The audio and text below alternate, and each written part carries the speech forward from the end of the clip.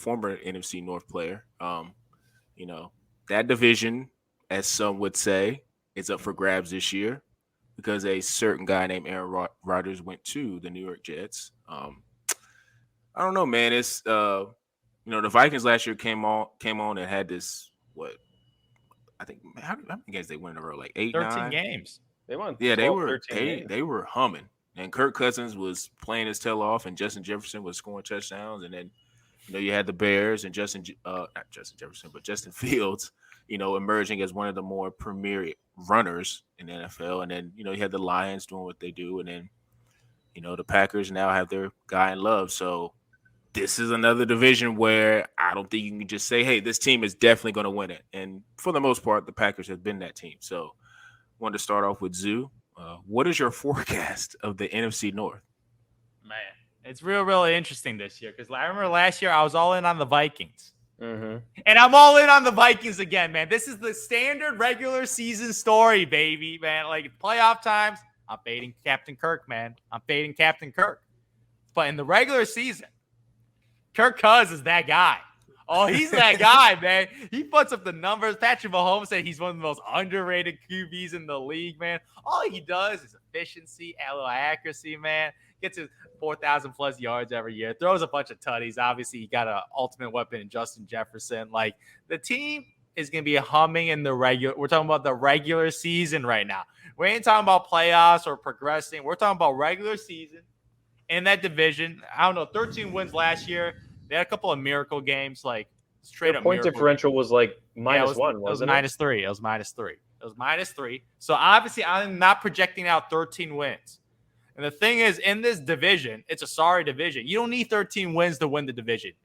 I'm going to guess you need 10. I think they're all going to be close. That's what I think.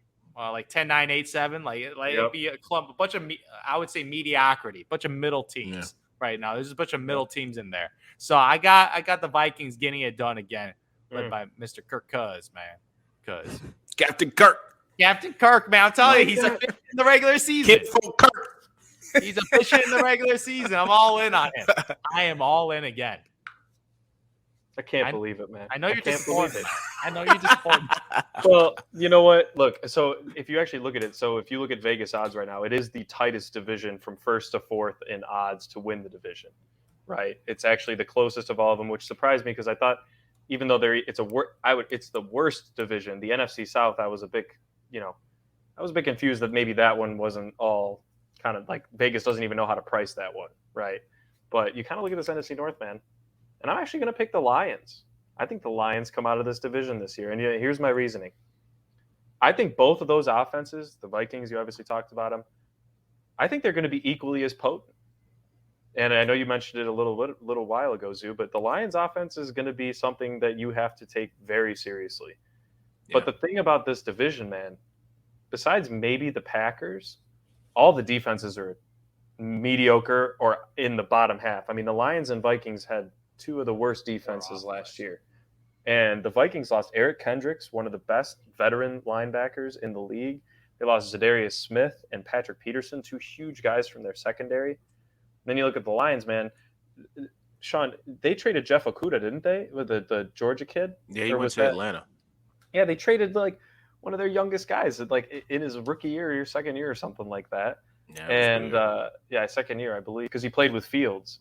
And they both of those teams got absolutely gashed. Now, I'm not looking at the Bears and saying they have a top 10 defense, but you could argue that, the Bears have some unbelievable safeties. I think Jaquan Brisker has potential. I'm not going to say he's defensive player of the year, but I think he's going to end up being a top 5 safety in the league after this year. But the thing about the Bears where they have their issues is specifically in the pass rush. I mean, their team lead had only 4 sacks last year, and it was Jaquan Brisker, their strong safety. And if you can't blitz in this league against offenses like we're seeing in Minnesota and we're seeing in Detroit, you're not going to win football games, even though the Bears did sign 2 elite linebackers in Tremaine Edmonds and TJ Edwards. And then shout out to Zoo and I's alma mater, Lake Zurich High School, Jack Sanborn, dude, that middle linebacker came out of Wisconsin. He was flying around the field and won multiple NFC Defensive Player of the Weeks until he, I believe, broke his either elbow or shoulder or something like that and needed surgery. but he's coming back fully healthy. So they have a great linebacking squad, great secondary. It's their D-line that has issues. We've already seen that they got their number one guy. So now this division has pretty solid wide receiving cores. We know what the Vikings have. We saw what Amon-Ra St. Brown did last year. Got to remember Jameson Williams, even though he has a 6-game suspension, he will be playing in the majority of the second half of the season. You look at the Lions, man. They got Hutchinson, right? The Bears drafted. I thought all these teams actually drafted to their needs, and that's what just makes this one so jumbled. So I'd say if there's a dark horse in the division, I would actually give it to the Bears because I think they actually improved their team the most. Now, the starting point wasn't great. That's the thing. Starting point was the worst team in the NFL. Exactly. And they knew what they were doing. They traded back. They got what they needed to address on the offensive side. At wide receiver, they locked in their tight end. They drafted a great tackle and signed one of the best guards in the league. You got Justin Fields, and you have 3 legitimate running backs on the team, and Khalil Herbert, Deontay Foreman, and quietly a guy that I think will end up taking over the starting role in the next year or two, and Rashawn Johnson out of Texas, the backup to Bijan Robinson. I think he's going to be really one good. of the quiet Go sleepers. watch his tape. He's good. Go watch his tape, man. He is unbelievable. I think he'll end up in maybe next year or 2 years from now, he's going to end up being one of the best RB sleepers in fantasy football. Yeah. And if they're going to try and develop him this year, this team has a bright future. Do I think they win the division this year? No. Right now I have them in 3rd with the Packers at 4th, just because of the inefficiency of Jordan Love. I think even though he had 4 years to learn under one of the greats, I still think it's going to take a little bit of time to get the experience level up with a very young wide receiving core. Aaron Jones is Aaron Jones, and A.J. Dillon, we know what A.J. Dillon can do if he decides to play well. Jesus Christ, he better play well. But, man, it's coming down to the Lions and Vikings for me, and I just think it's really hard, but I just think the pass rushing on the Lions could affect Kirk Cousins more than the pass rushing on the Vikings could affect Jared Goff. And I think that in the division rivalry, there are going to be a lot of splits this season in the season series. And it's going to come down to who is 11-6 versus, 10-7. And right now, I got the Lions edging out the Vikings, but watch out for my Bears, man. I think they might end up upsetting a couple teams this year and forcing a lot of tough division records, I should say, in their schedule. Not gonna lie, man. I'm a little shocked that you didn't pick the Chicago Bears for your pick, man. I thought you were gonna be a homer, man. Mind over heart. He's not a homer pick, man. But all I gotta say is, this is the year we find out if Justin Fields is that dude. I agree. Like, this is like, that is obviously in Ohio State, unbelievable. Like, you see this guy, like, he came in out of high school, 1A, 1B with Trevor Lawrence. At Ohio State, but you look back at that team in OSU, it was absurdly stacked with NFL talent. You got Garrett Wilson, Chris Olave. And then they get the newest guy, the JSN, the Seattle Seahawks guy, was also on that roster. Like, you got 3 wide receivers that are legitimate. Like, obviously, first rounder, we'll see how he is. But the 2 other guys, absolute studs. So maybe in college, like, he got all these weapons. That's why he looks a little better. But now you got DJ Moore, wide receiver 1 coming in out from Carolina. You get to see if he's the real deal, because I think this is the year we find out if Justin Fields. They have some weapons, man. Because I don't want to hear no excuses now. Oh yeah, he's got guys. Because the GM's been doing some work this offseason. Obviously, he got real lucky with the pick of the game ending like that. But you got to take advantage. You got to take advantage of the luck. And let's see, he built a nice little roster around. And obviously, with the Bears owner Aaron Rodgers moving to New York, it's opened up for the Chicago Bears. Now he'll get some wins against Jordan Love. He get some wins against the Packers in the division rival games now, because my thoughts about Jordan Love, absolutely atrocious. Like, the guy, all we need is love. I see, dude. Seriously, like all I need is love to get through this as a Green Bay Packers fan. Because Jesus Christ, man, like, I swear to God, like, it's gonna be hard watching this team play football. Like, I don't like Jordan Love. Like, I know there's no tape on him. Like, really, nothing really comes out. Like, it just like, if there's not even that much hype. Like, the hype is like, he might not be the worst quarterback. Like, he might be like the bottom middle, like average. Yeah, I'm like, his upside is average. I'm like, man, get out of here. You spent a first round pick on a guy with his upside being average, like below average. That's my tough. goodness, I'm just like, welcome to my my career as a Bears fan. So let me ask you this. So I think the consensus is he's probably going to be average. But if his ceiling is Jimmy G, do you think they have a chance in the division? Because he's pretty average. But Jimmy G had a great team. And I think the Packers team, like they have, I think, one of the more talented rosters, top to bottom. Like they have 2 legit receivers. They have 2, if AJ Dillon steps up, legit running backs. Their defense is the best in that division. If he's just, let's just say Jimmy G, does that change your opinion on who can win the division? If he comes out and plays like that, an average quarterback. Jimmy G, huh? I'll be elated if this guy he could go to the Super Bowl. Not saying that, If but he's just Jimmy that G, tier quarterback. If he's Jimmy G, that's a W. That is an absolute W for a rookie. If he can be a game manager that gets his 200 yards, gets you 1 touchdown, no interceptions. Like as a rookie, that'll be actually phenomenal. The rookie starter. Well, I ain't that. You don't think that wins the division? No, not in this one. Okay. No, and the thing is, you're right because their defense is the best in the division. And you know we've talked all last year about how unbelievable Jair Alexander is. Right, they have a great secondary. That's my God. That is your guy. Sean loves his Jair Alexander. I love Jair, bro. But that's my dude. I just think that this year it is going to be and it's always been a bruiser division. That's kind of what it's known for, right? Just a lot of tough games, you know, in the inclemental weather, right? Obviously, we got 2 dome teams and 2 outdoor teams, right? It kind of makes it very even in that division, and it does make things interesting as you get into the division rivalries. I don't know about the Bears about outdoor. That might be changing soon. We don't know. Well, yeah, but that's just them trying to get money, soon. Man. So would you be disappointed if they went dome? I hate Soldier Field, man. It's in the most awkward spot in the city. It's impossible to get in and out of. Not that I go to that many Bears games. They're fun if you can go in September, October, early November. But after that, man, you are just suffering. And I'd rather just sit at home and on a Sunday night and just watch a beautiful Bears game, man. So let's just hope that I actually enjoy it and I don't rage too much, man. That's all I'm hoping for. Yeah.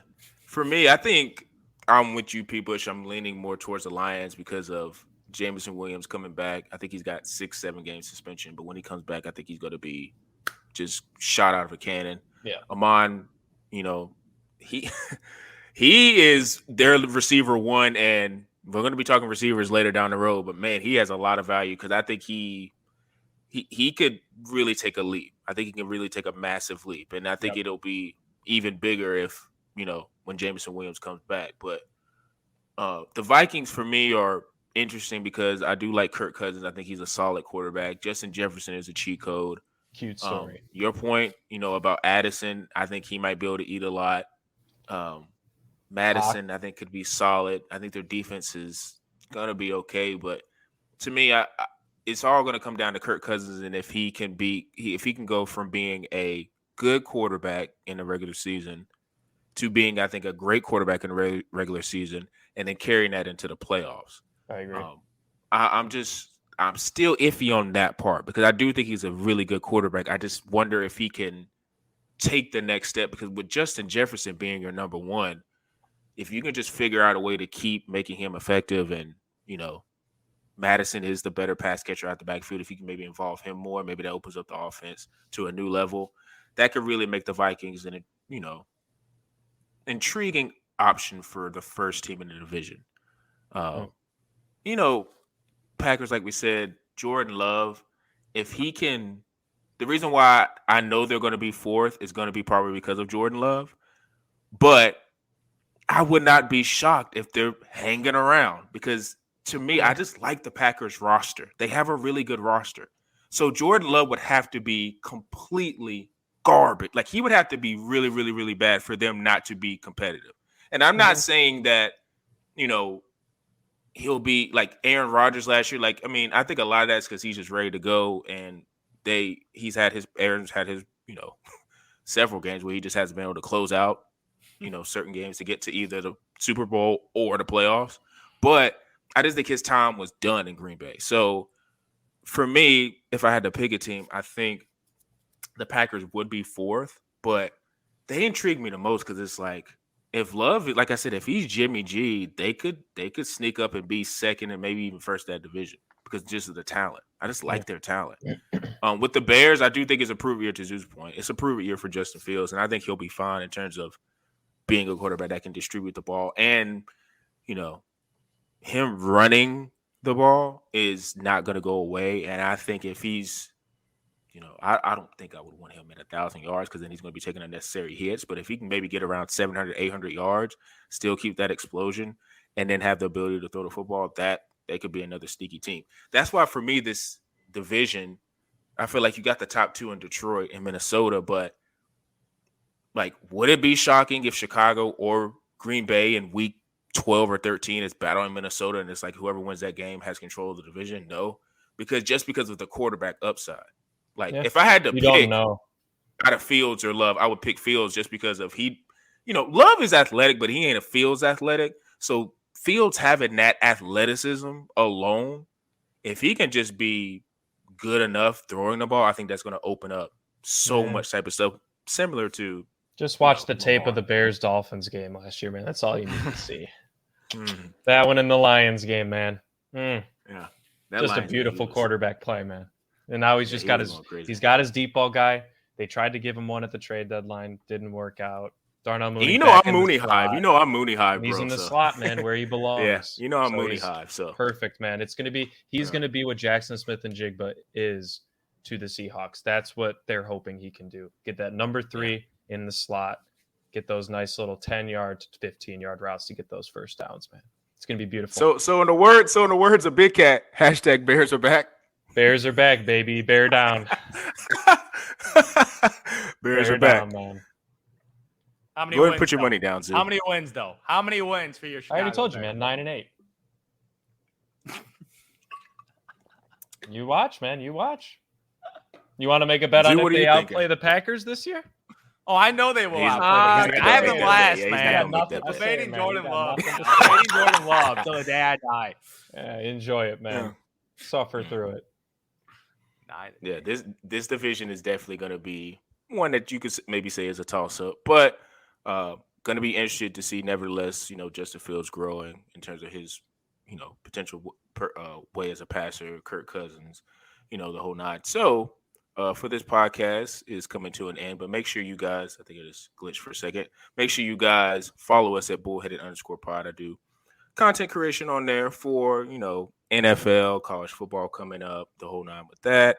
Make sure you listen to us on Spotify, Google Podcasts, Apple Podcasts, TikTok.